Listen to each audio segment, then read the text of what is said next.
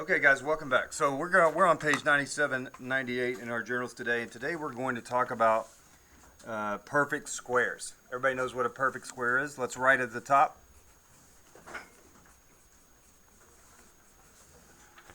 Perfect square. Now, each perfect square has how many sides? Four. And what do we know about those four sides? They're all congruent. They're all exactly the same, right? And so there's a relationship that each perfect square has with the side length of those perfect squares. And most of your educational lives so far, you've just been doing squares and square roots on a piece of paper. Okay, we're going to kind of discover what the relationship is and how to use our calculators, most importantly, because in the 8th grade you have calculators and you do not have permission not to use your calculators. You must use your calculator. Okay, so just real quick, let's just draw a perfect square. Okay, out here. And within a perfect square, there's a certain number of squares. In this case, I have, let's make these 1, 2, 3 going this way, and 1, 2, 3 going this way. Okay? So if you did this just right, your side length is going to be made up of 4 units. 1, 2, 3, 4. And I want you to bold just the one side, because we're going to illustrate this by just bolding one side. We're going to draw an arrow from that one side, and let's just recreate. This is 1, 2, 3, 4. Okay, it's a measure of 4 units long.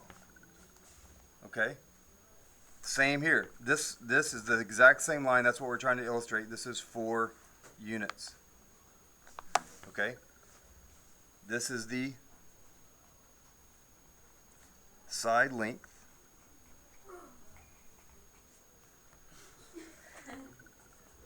And inside here is called the area. That's how many perfect squares make up the perfect squares, right? That's the area, the little bitty squares on the inside. And so let's label those. I've got 4 so far. 5, 6, 7, 8, 9, 10, 11, 12, 13, 14, 15, 16. So there's 16 perfect squares inside the area with a side length of 4 units. Okay? In your calculator, what you need to know is that this little x squared button, I want you to draw it here next to the line. That's what you're going to use to go from the side length to the area. The x squared button. Okay, that's going to give you the area anytime you're given a side length. All right. The other word for side length that I like to use is edge. That's the edge of the perfect square. As a matter of fact, let's write that under here, and let's also write it under here, edge, so we know what we're talking about. We're going to come back, as always, and use these notes. Now, if I give you the side length, you can give me the area of any perfect square. That is a box made up of 4 of these same side lengths. What if I give you now, we're just going to draw a perfect square. We're going to make it bigger. And we're going to say that this is 125 units squared. So that's the area. Okay? And I want you to lightly shade it in because we're illustrating the area. We're not going to create all the little boxes here because there are 125 of them. But I do want you to shade it in because we're talking about the inside, the flat surface of the square.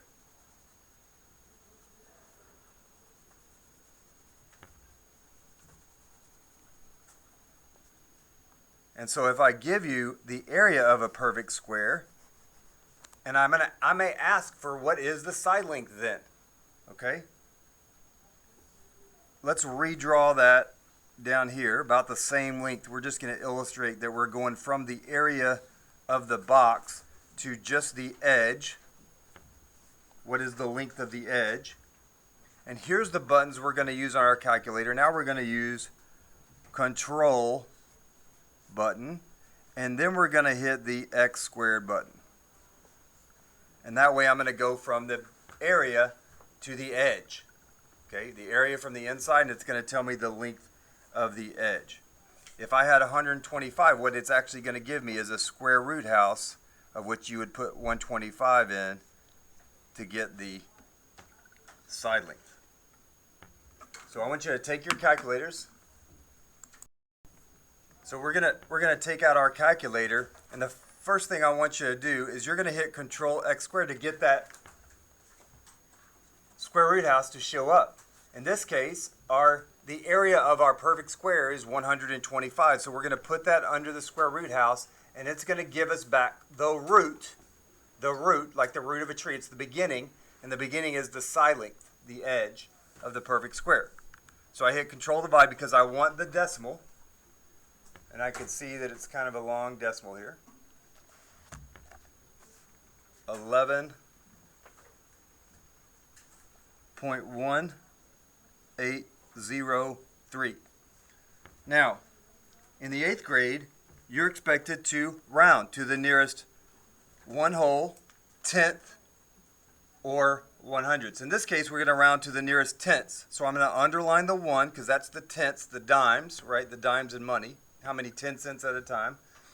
And we're going to decide, we're going to circle the number after it and draw an arrow back.